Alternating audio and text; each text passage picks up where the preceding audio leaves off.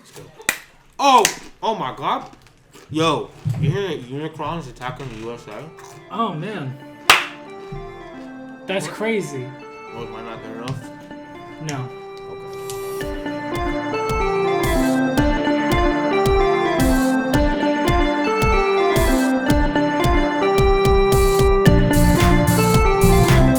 Merry Christmas, Happy Shaggy. Happy Pacinomas. $10. Bug So ass what he boys. said. Hey, you know what? $10. It's Christmas. $10. Or you know what? Oh, you will be... $700 that you're never going to see again.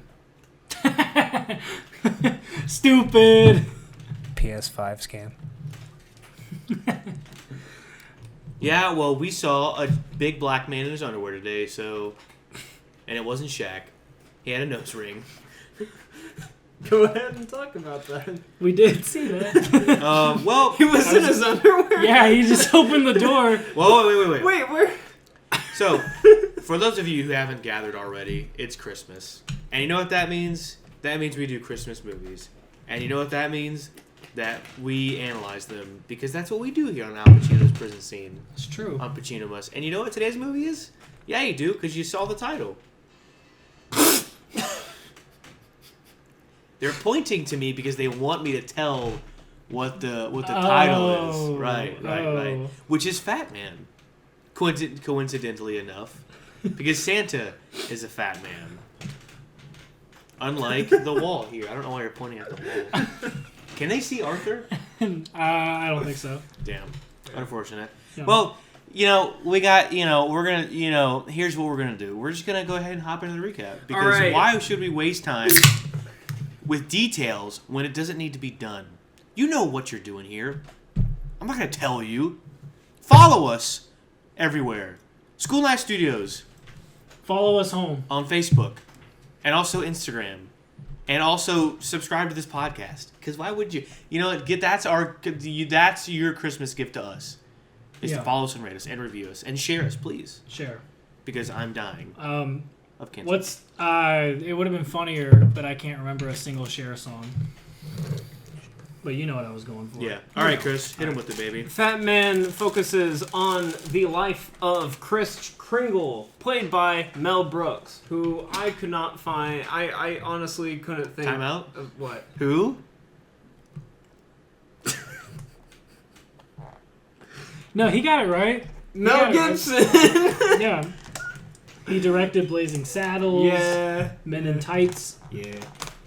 Mel Gibson, who honestly I don't think that there could have been a better role for this portrayal of Kris Kringle, because he's just an average Joe or an average Chris, an average American, as he is first portrayed to be, because he's shooting his gun, shooting some cans, and then his Mrs. Claus, who her name is Ruth in this film, and she's, by the way, one of the best characters.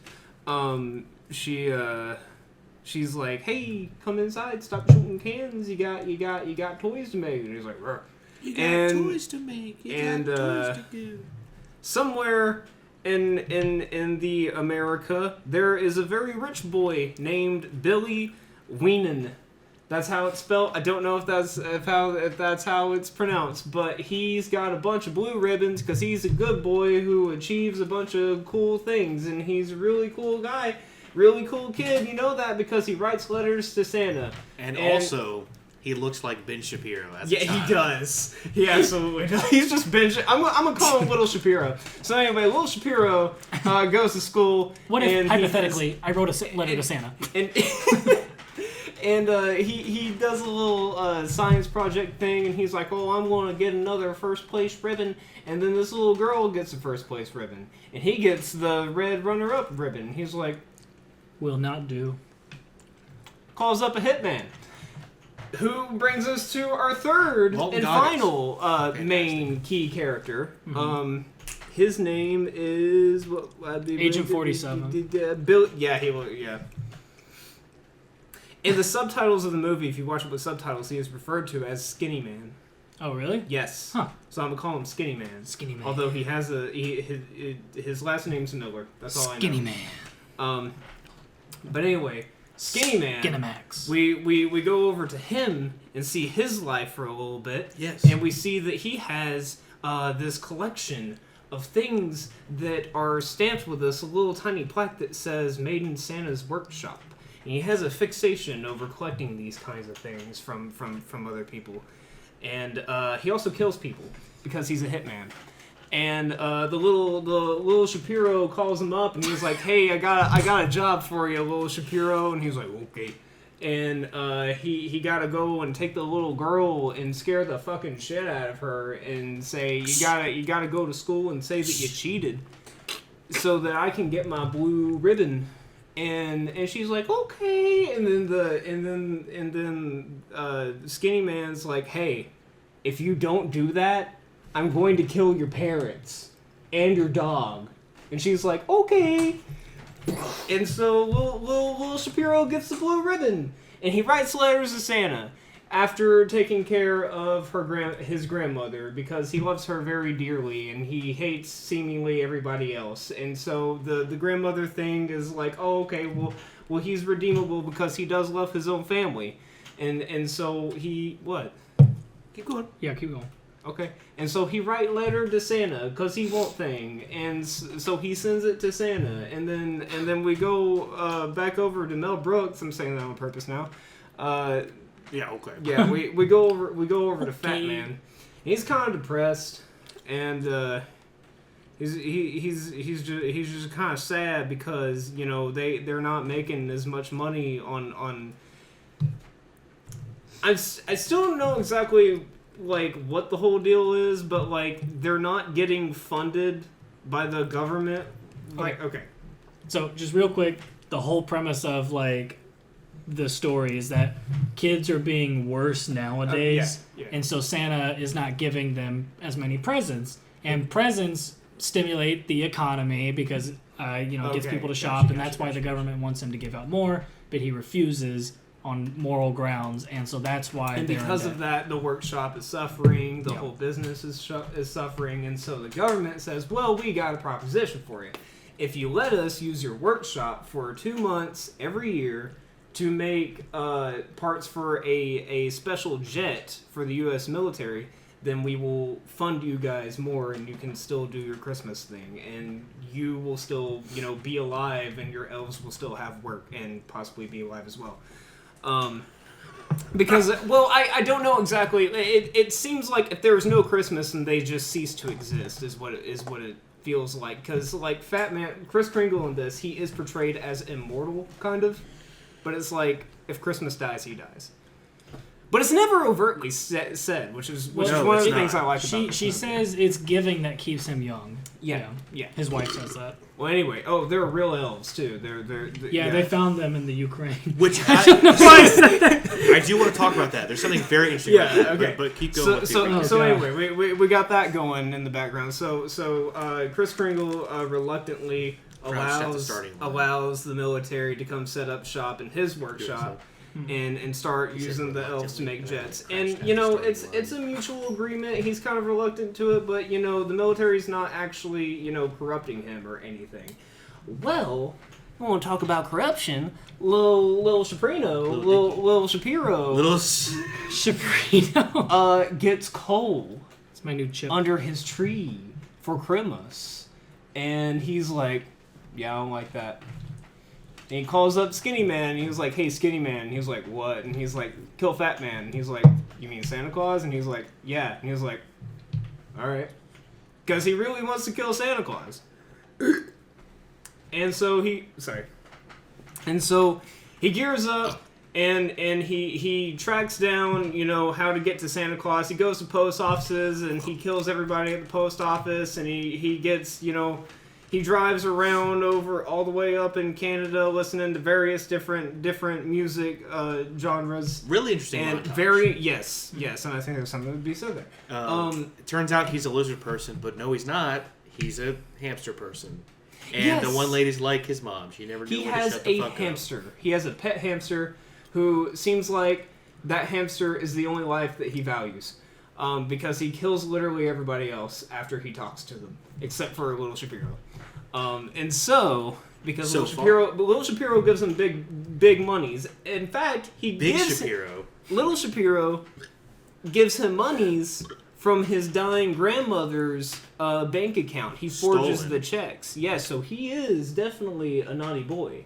And so, hear that, Shapiro? He's a nutty boy. He's a nutty boy. He's the nutty professor. Yeah.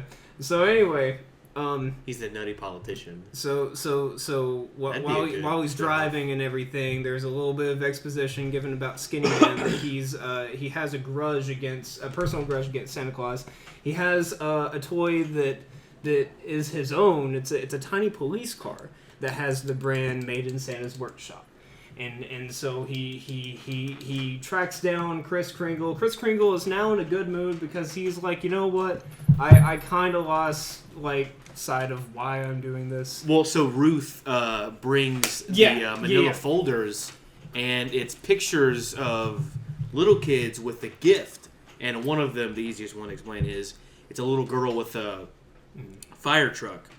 And then the next picture is her as a firefighter. Yeah, and there's a couple of those. That really got me too. That was and then he's there's like, a few of them that are like that, and he's like, yeah, you know. Then him and Ruth have a good time.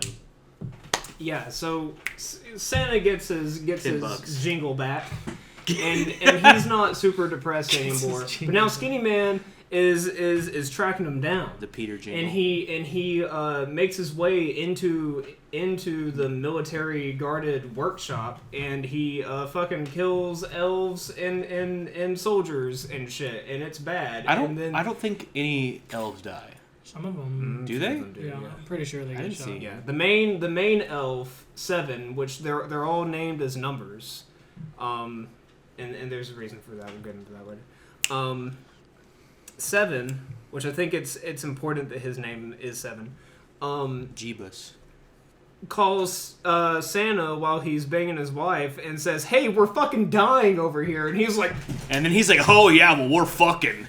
Yeah, and he's got 2 fucking big ass revolvers, and he just steps out. And by the way, this is a fucking awesome scene because for a solid 5 minutes there's no dialogue. Well, and little skinny bitch. Skinny Man and Fat Man have a standoff. Well, Skinny Man has blown up Santa's workshop at this point. Yes, and is leaving. It's also like this massive compound. He's running out, and that's when Mel Brooks is like, "Hey!" Yeah, he's the Lego Santa. Where have you been? That's what Skinny Man says to. No, he actually goes, "Fat Man!" Yeah. Well, so Skinny Man reveals here he talks to Fat Man, and he's like, "This toy car, this is the only damn thing that you ever gave me, and I censored that for Christians." Because he says "goddamn." So yes, and he chunks it at him, and it's kind of revealed that his parents died. Skinny Man's parents died, and he was brought up in a very abusive foster home. Again, it's not overtly stated; it's just very implied that that's what happened to him. Yeah, well, Mel Brooks does say, he's like, "Son, there's limits to what I can do." Yeah. I couldn't bring your parents back, and then there's nothing that Skinny Man says. He goes, "Well," and then continues. There is a scene where he talks to a little boy who got a plane from Kris Kringle, and he shows him this is what I got for Christmas one year, and it's like cigarette burns. It's basically the Breakfast Club. Yeah.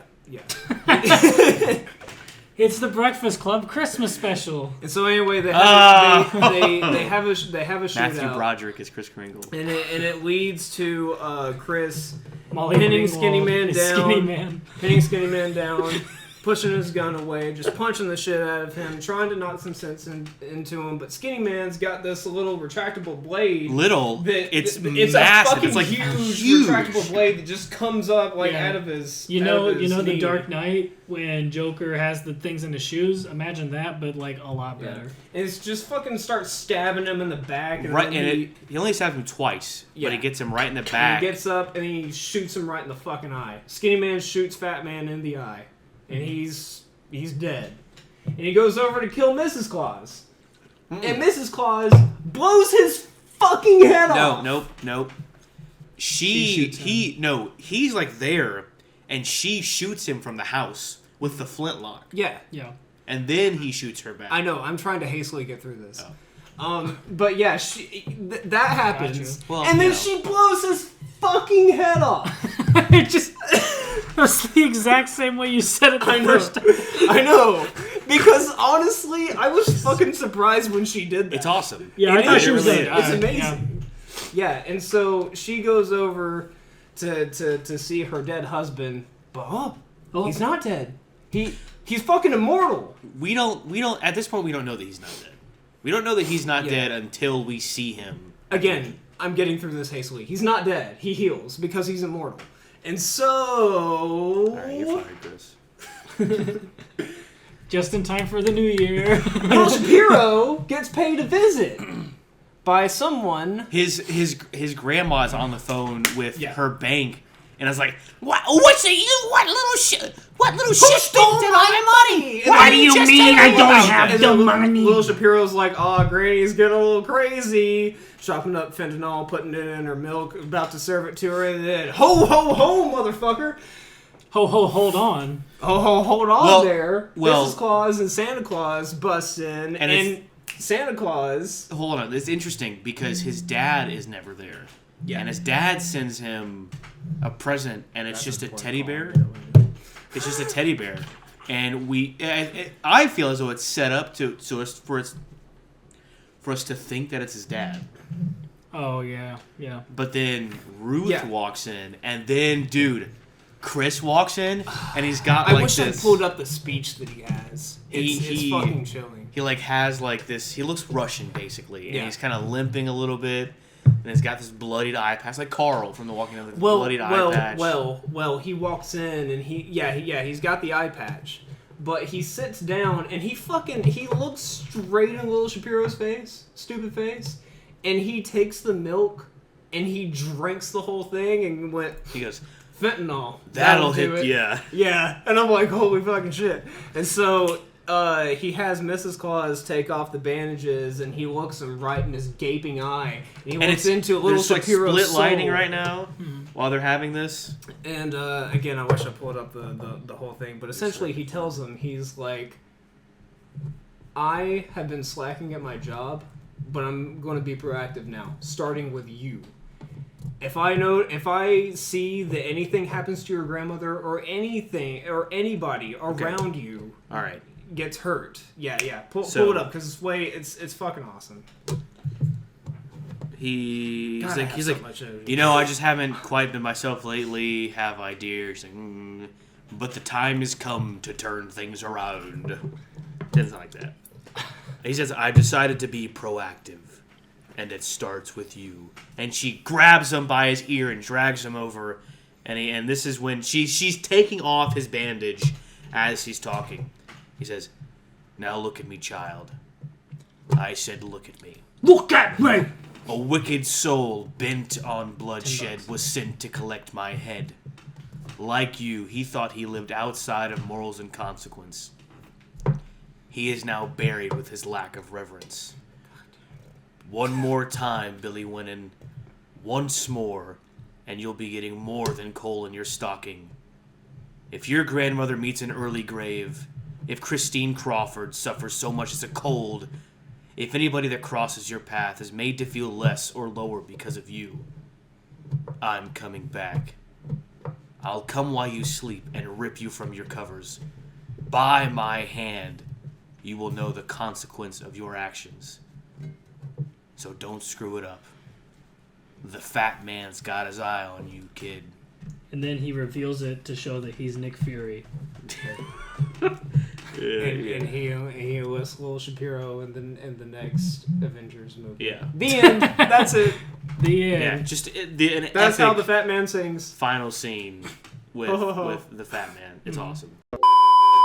So yeah, I mean, when I first saw this movie, I saw a trailer for it, and I thought it was fake. I watched this movie at 2:00 in the morning today.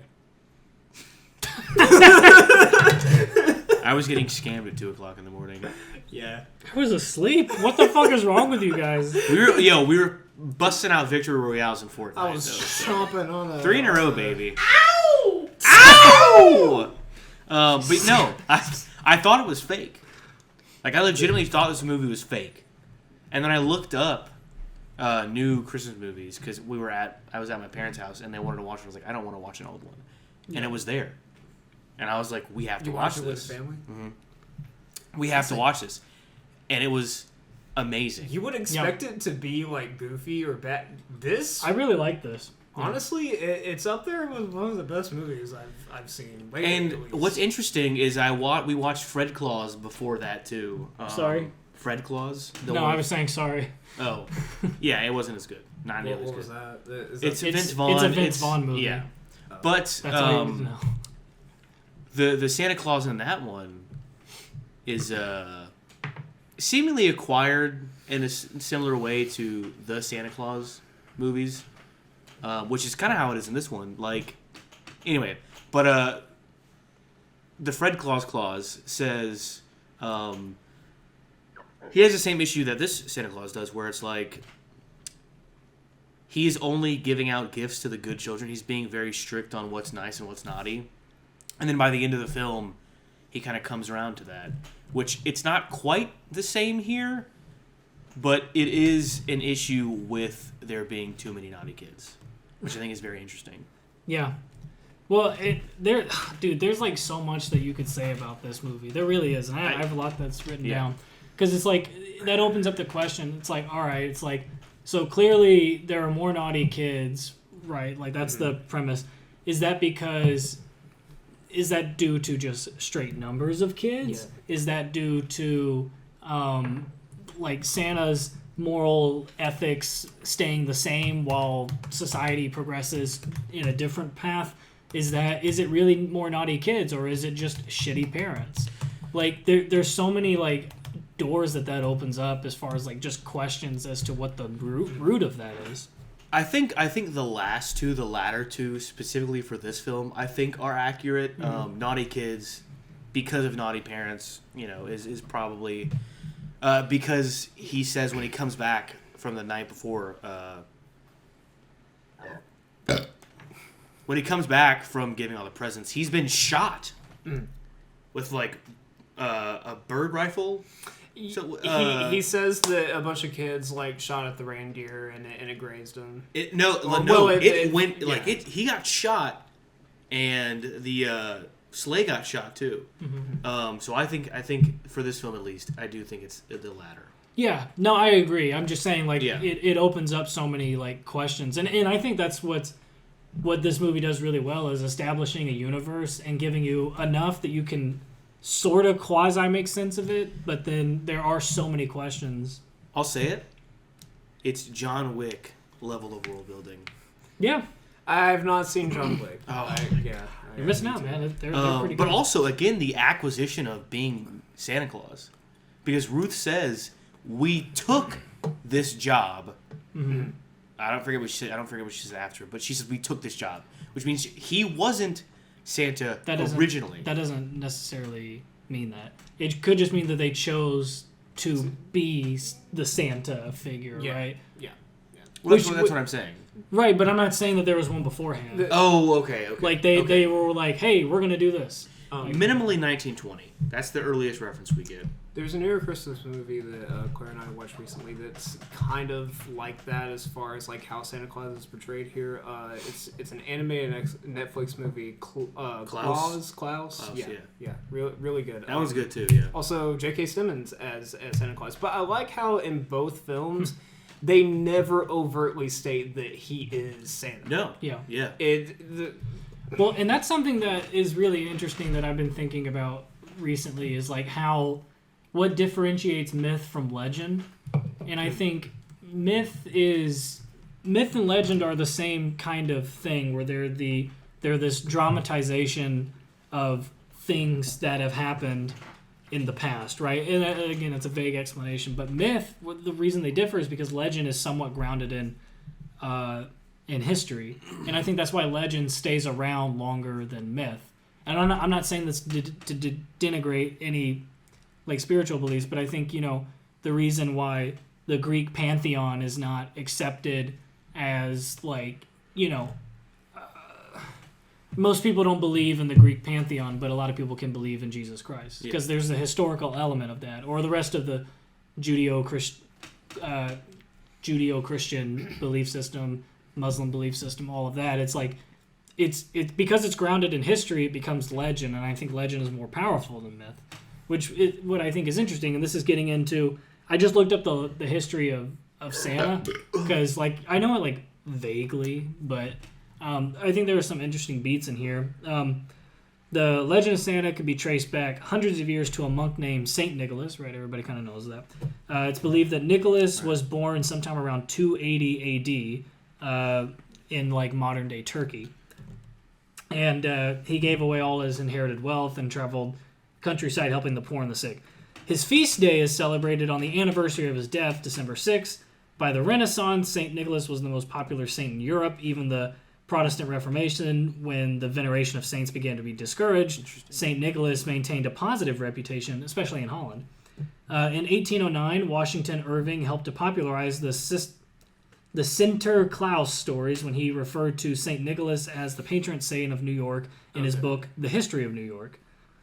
Stores began to advertise Christmas shopping in 1820s, and by the 1840s, newspapers were creating separate sections for holiday advertisements, which often featured images of the newly popular Santa Claus. In the early 1890s, the Salvation Army needed money to pay for the free Christmas meals they provided to needy families. They began dressing up unemployed men in Santa Claus suits and sending them into the streets in New York to solicit donations. And then from there you get to the the Coca-Cola advertisements. Coca-Cola. Yeah, well, Coca-Cola is what popularized the look of Santa's like in the red suit and stuff.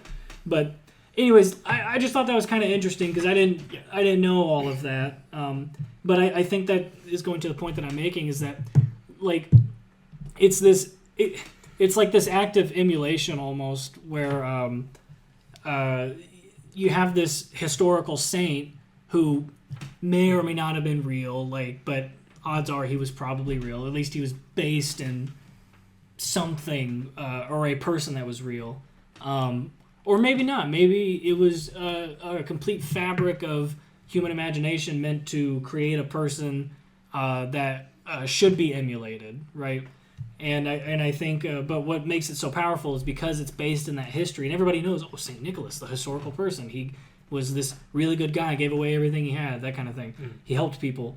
It's like, I think that's what makes the legend of Santa stay so fervently alive. It's not just the consumerism of it. It's not just the... Which is what it's devolved into. Is essentially consumerism, and that's part of what this film is about. Yeah. It certainly has, but I think that's one of the reasons why that has stayed around longer than other Christmas traditions, perhaps. So I just thought that was kind of interesting. Yeah.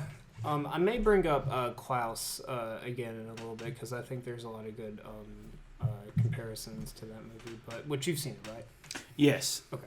I don't remember it, but I've seen it. So going back to Krampus for a second, which up until seeing this movie was my favorite Christmas movie. But I feel like we kind of definitely with these two films delved into heaven and hell. With Krampus, you see specifically the consequences to losing faith, and with this film, I feel like that this is just portraying humanity through God's perspective. You said through God's perspective? Yes, through the perspective of God. Continue. Fatman's God in this analogy. And he has briefly given up on humanity because they've turned away from what he has given them. It's not just a present. So in Klaus, it starts out with this very bleak village where it's essentially a Hatfield McCoy situation where there's a wall splitting the village in half and they're both just fighting each other. Yeah. Well, the families are just fighting each other, and so the children grow up not knowing either side, but they're children, so they don't really know hate unless they are taught it. And so when the Santa Claus thing starts going around and they start getting toys, they don't focus on what they are being given. They focus on how it's bringing them together.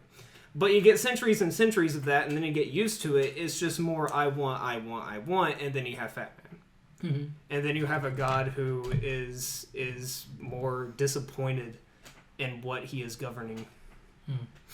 Well, I think too, in just like in the most like uneducated estimation, I think it's interesting that there is almost a difference between New Testament God and Old Testament God in terms of like New Testament God's like, I love you, buddy, and then Old Testament God's like, I'm gonna kill you, right? And that's kind of, it's interesting enough. That's kind of where Fatman ends up, is that it's almost an inversion of that, which I think is just interesting. I don't know what it means to the to anything else. We're going back into the Dark Ages. Dark times. Yeah, no, I mean. Yeah, I think honestly, it could be the idea of how there's like a circular nature almost, and I think a lot of cultures, a lot of cultures have that idea. It's the Ouroboros, the snake eating its own tail. That's a good one. It's that the fact that everything is repeated and there are cycles.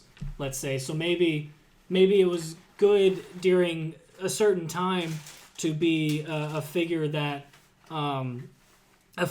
gives and presents, and then maybe that in essence creates times where you need a figure of discipline. Mm-hmm. Mm-hmm. I think you're really onto something here. It's almost a necessary evil. There needs to be this failure in order for a resurgence. Life is like a saying. And really, like, I know I just compared Fatman to God, and although he is portrayed as immortal, he is a man, and he does get that discipline. Because this all kind of happens because of his negligence. And then you get Skinny Man. Yes, well, that's what I'm saying is, like, it's possible that through this failure... So when I say he's a Saiyan, what I mean by that is when Saiyans die, and they come back stronger than they were before. So if we have, this right here, this is our base state. Everything's going good, but then it dips, right? And we hit this bottom opposite of a peak, whatever that is. Trough? Yeah, we hit this trough. And that is a re-inspiration that then propels everything and skyrockets it forward. Theoretically, yes. It could also bring you further. True, yeah. But even if it does bring you further, there will be a time when you make it back. If you believe that can happen. So what I'm kind of getting at is that it's about the belief that things can be better. Well, and belief isn't. And this isn't at you, but I'm more tired of hearing people saying that they believe things. Like, belief is not a word; it's an action. Because if you truly believed something, that would fundamentally change how you act. If you truly believed in God, there's almost like no limit as to morally what you would be, because for you to believe in something, that has to translate into action. Yeah. Right. Well, sure, but all I'm saying is, like, you can be like, oh yeah, I believe in, like, in this blah blah. No, you don't know what you believe. You know how you act, and that informs how you believe, or at least it should. And I'm so tired of, like, I don't. Anyway, back to the meaning of the film. Are you tired, Kyle? What? Okay. Yes. Well, what word would you suggest then? What? The idea that there's a possibility of a better future? Is that a better way to phrase that for you? Yeah. Yeah.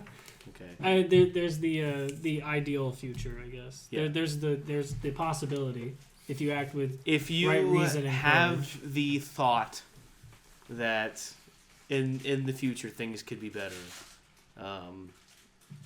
then I think it's when you hit the peak. Is when that belief is reignited. So I would say belief. Because you don't believe it here. Mm-hmm. You don't believe it on that decline. Well, once you hit the bottom is when you believe again. Well, I don't think there is a bottom, but I think there could be this trough, and you have a decision. Well, but that's what I'm saying. You hit the. And maybe it does reignite your belief, or maybe you fall further into nihilism, And then, if you are reinvigorated by that belief, it's not the belief that gets you back up here. It's that belief inspiring you to act that pushes you back. Well, up. sure, but again, my point is like, what I'm saying is that the film is presenting this idea that. How do I say this without repeating myself? It's presenting, it's positing that even if you feel like there isn't, there is. If you have the will to make that parabolic shift upwards. Sure, and that's like just an optimistic and religious belief is that there is always something. There is something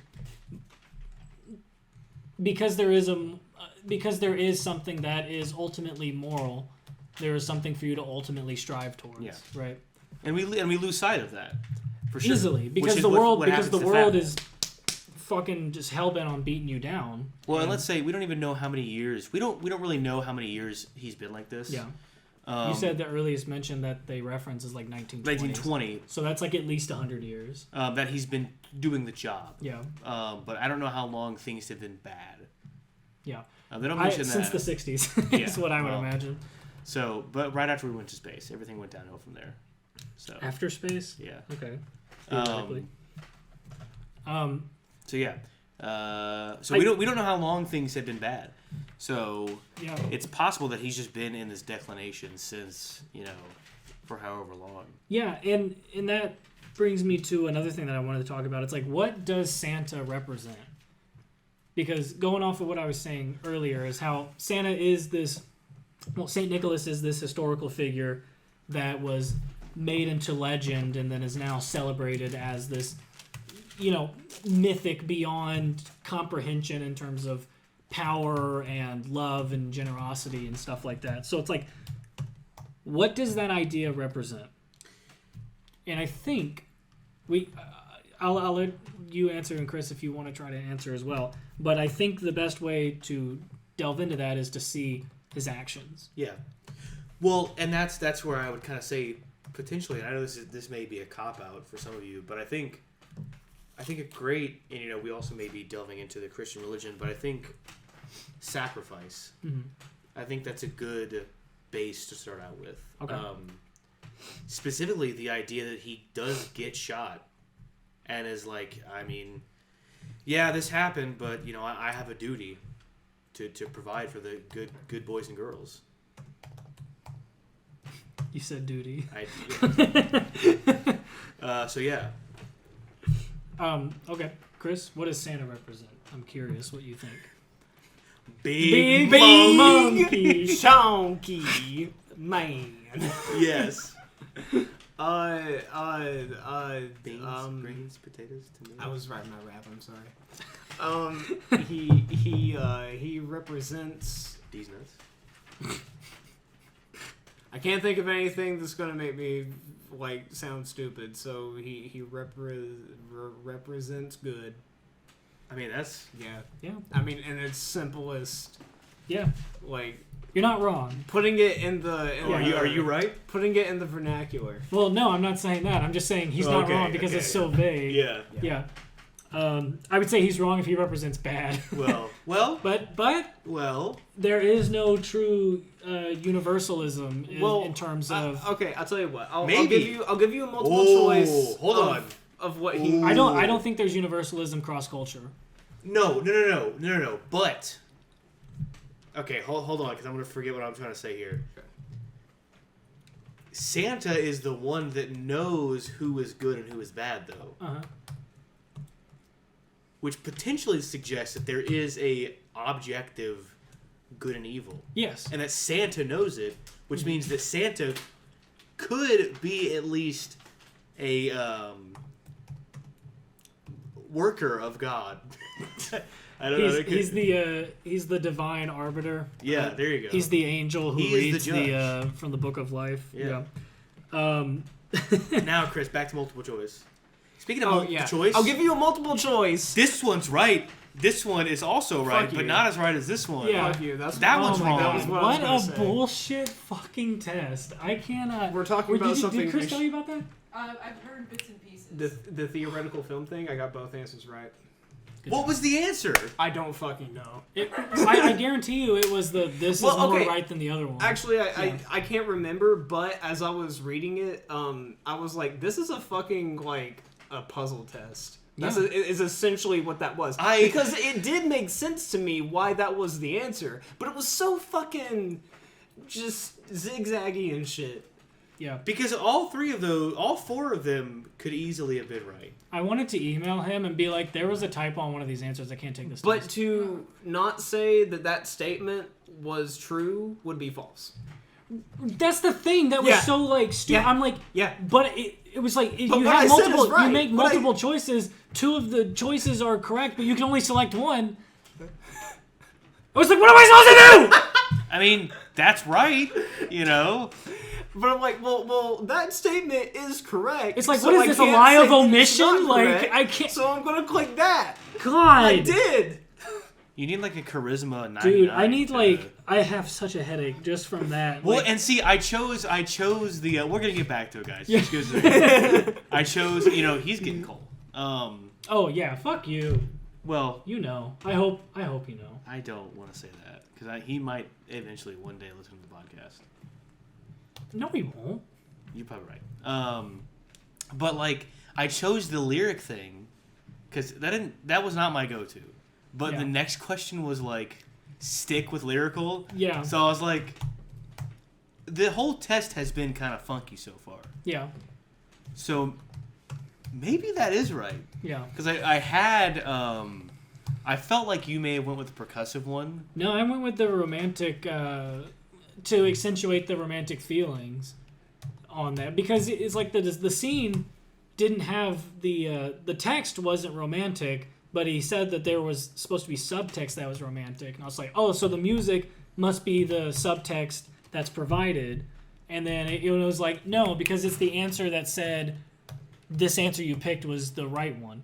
I was like, then I don't know. Yeah, I'm at a 68 on it. Anyway, back to Fatman. Okay. So he's going to turn me into Skinny Man. Yeah. Okay. So okay, so I have like this whole like thing on my notepad, right? It says, what does Santa represent? I said, okay, so we have to look at his actions specifically because I think that's how you judge somebody's beliefs best. All right, is Batman. how it's not who you are underneath. It's what you do that defines you. That defines you. Bruce? Dun-dum. Okay. I said, God, now I want to watch those. I know. Santa goes. I got goosebumps from that. Santa goes into each individual house, which is highly impractical, but I think that shows something about his character. We see this in the Santa Claus movie too. It's like he goes into one house, they pull up, and it's like whew, whip, right over to the next house, and it's like very impractical. It shows that this is indeed a labor to do so. Herculean, one might say, or Santa Clean.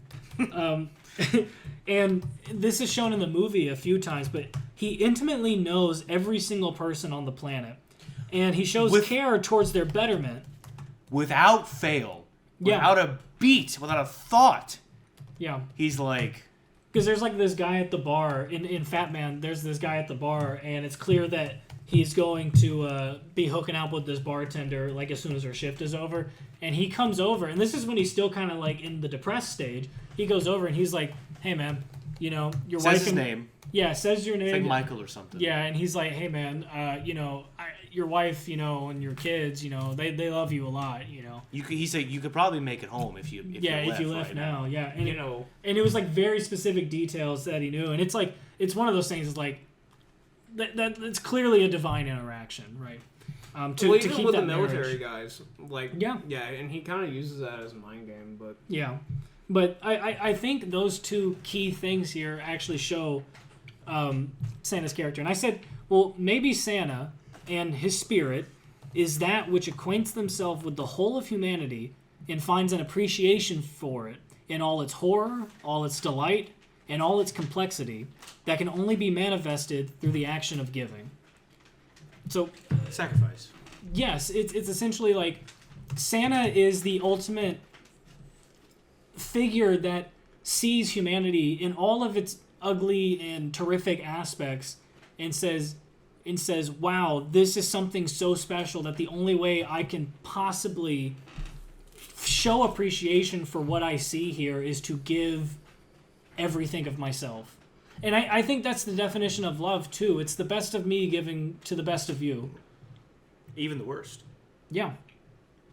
Well, but I think it's more so the act of love is the best. It's the best of you giving to the best of the other person. That's the definition of love in action, I think. I understand what you're trying to say, but I don't think that fits into what... We have to wrap up. Do you want to pause it? I can go pee. Yeah, go pee. We'll talk. Okay. Can you pause the camera, Chris? No. You go pee. We'll No, you guys keep talking. We'll keep talking. And I'll come back and I'll wrap up. Okay. Here, Claire, do you want to take a spot? Yeah, Claire, come here. I haven't Come seen here. the movie. Claire, It's come okay, here. it's Come okay. here. Hurry. Clean up after yourself in there. Hello. Watch this. I haven't seen the Can you hear movie. me? Okay. This is Claire. I learned of its Clean up existence after 3 yourself hours in ago. there. Can you hear me? How's your mom? Did I not? All right. No, I'm just saying we can clean It's Not funny. again. It's funny. What did you Yeah. say? You say not again? Not again. Yeah. Oh. Again. It's pretty bad. And then we have It's another pretty person. bad. the pod. I told y'all I was taking a shot with bitches. I hope that picked up. Well, speaking of my parents, my dad announced his wedding date today. Dude, she's Ben Shapiro. What? How? Because your dad is dating a woman. And that's how Yes. how it is. It would make more sense if you were My here. parents are the only people in existence to divorce, and then Well, one of no, them tried to how date. old is your dad's fiance, I guess now? I'm assuming the same age as him. They're like Okay. 52 or something. Gross. Well, because in Fatman, Ben Shapiro's like, yeah, he's off with this little young hoe, or whatever. Little Shapiro is the kid in there. Yeah. That's what we Oh, nicknamed him. Yeah. He gets cold. Um. Do you want to make an appearance as well, Ash? Oh shit! Really, I look bad. Yeah, you do. I forgot that I exactly. I wrote a whole block, but then I Hey, kind of go spoiled check it out my TV stand in my room. Okay. Okay. Yeah, go ahead and read it. Well- Let me wake me up when you're done. Okay. Ow! Got him. Well, I'm trying to see. I want to wait for Chris to get back. Okay. All right. Yeah. Well, Not off because of of me, but- what we've been talking about, Claire, what do you think? I've been reading my notebook. I haven't been For paying what? attention. You got class? Claire, What? Oh, you got have clients? the TV stand. Your TV's mounted. it's What? Are you for real? Okay, I'm gonna say, like, Avery's like, please, I like you didn't see it. And I was like, oh, I'll try, but I'm too likely to laugh. okay. Okay. We got it. We got it on audio. we have Yeah, this that's my thing. catchphrase. We have this Cotton cla- 4K. we've done that now Yeah. a couple times. We've like Overtext. okay, like Claire, asterisk like Claire. And it's like, yep. We got I hear it. We got it. And he has guns. Oh, while we're waiting on Chris to come back, I was just walking in. So, Fatman So fucking chaotic. has. No. Well, we're gonna leave after this. Okay, bye-bye.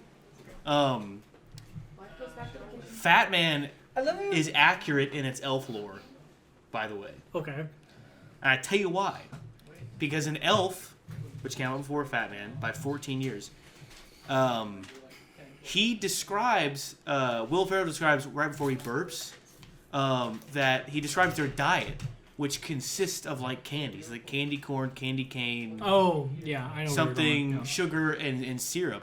It's like it keeps us young, it keeps us going. And in this film, the major or whatever, General Major, Major is like Payne.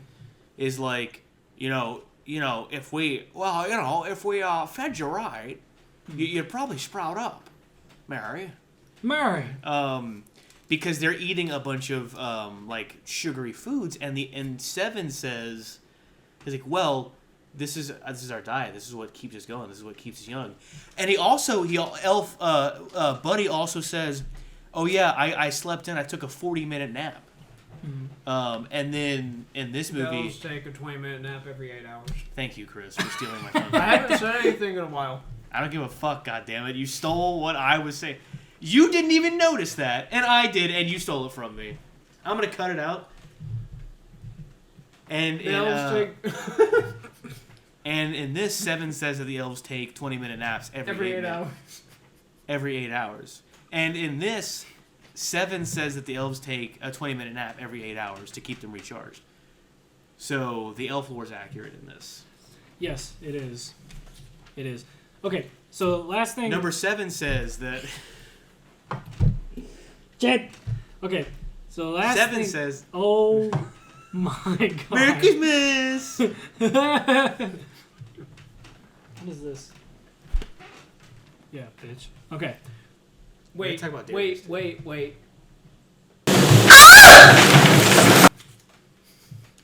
Claire, can you just take a moment, please? I don't know why I did Just that. put him down. Come on, buddy. Look at the flowers. Okay. So I said this earlier, but I do want to leave us with this because I actually wrote it down as like a block on here, and I missed a couple points, right? So I said, so maybe the reason that the Christian tradition has cemented itself for so long is due to its historical claims being overtly intertwined with its philosophical claims, which I think is something that removes it from the same category as myth entirely. It's the objective and moral standings being tied together that outlives its own time, and it's transcendent. It's like, okay. I think the reason that emulation is so strong between these like legendary figures, the reason that you try to act them out, is it's because it's the aim that you're on. Because, well, think of archery. When when you're marking your target, Odysseus. if you miss, that's sin. A myth. It's Sin? when you're missing. Listen. It's when you're missing your target. It's referred to as sin in archery. It's because your aim is not proper. That's what sin is. And that's sinful. And that's why your aim is on Christ, not God. Because you can't act out God, but you can act out this historical, this legend, essentially. You can give gifts, but you can't.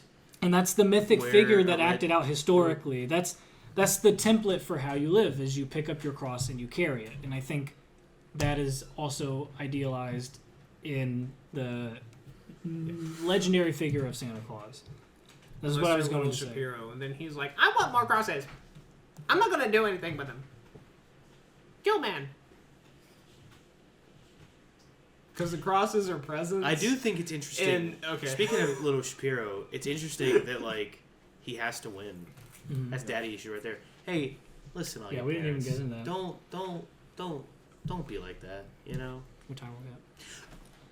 That's another 55. Okay. That's another thing that proves the latter. At the beginning, you were saying like, well, what is Santa? Like, why, or whatever, That's Can't another remember one. what We are. It's Little Shapiro and Christine Crawford, the girl he tortures or whatever. She has loving parents and is a good child.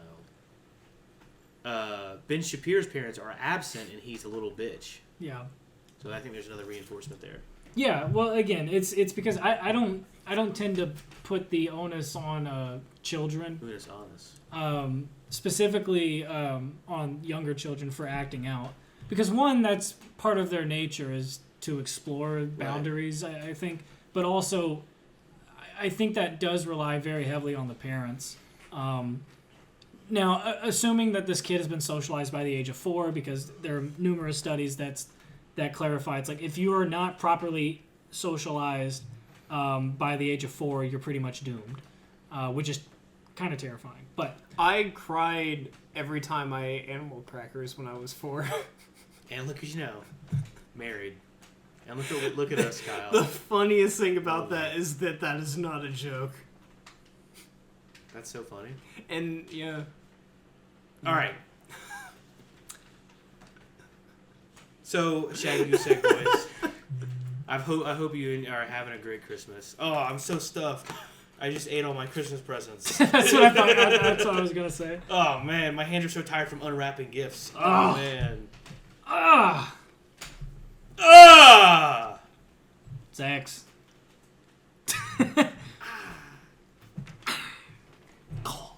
Okay. Ready or not scale, I'd say Yes. 4 out of 5. I would too. Honestly, 4.5 out of 5. there was a massive explosion. There were like multiple bombs.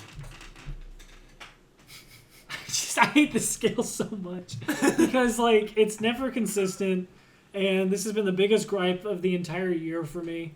And of all the shit that's happened to us this year, this is what pisses me off the most. Yeah. 100%. I have no... Nothing has made me more angry. Maybe you should give Cole about it. I should. You know what? I would. Yes. Okay. Follow. God. School Night Studios. Hey, follow Jake_Ferrari. Follow Nighthawk. On Instagram? There's another YouTube channel. On YouTube now. Because Nighthawk99, or is it just Nighthawk? Yeah. Night.hawk. Nighthawk on YouTube. Night DDoS Google Hawk. Super Oreo Modesty, starring this guy. Finally fucking came out. I finally fucking came. Yeah. Yeah. Beep. That's good. Hey, what's up, man? And Night.Hawk99 Yep. on Instagram. Oh. Yeah.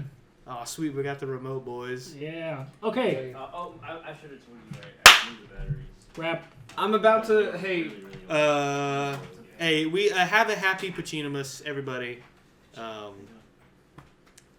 Here we go. Rap time, baby. About to drop some fire here. All right. Why is that always? Alright, get the beat going. All right. Why do I have to start it? I don't know, man. You do the beat, he does like the. He does the shit. stupid. Yeah. Yeah. You're my backbone.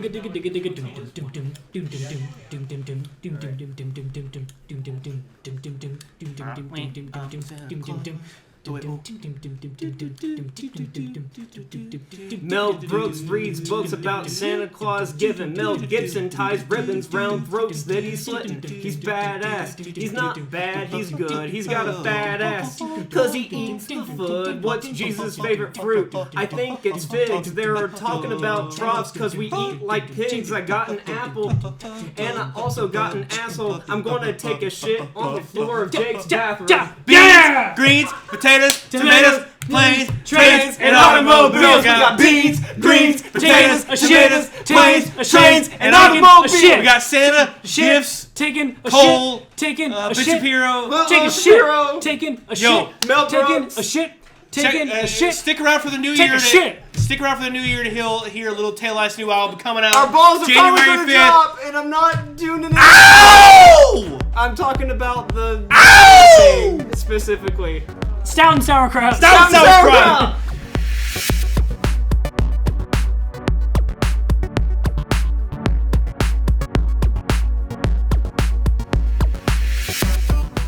Merry Pacinomas. Okay. We live in an apartment.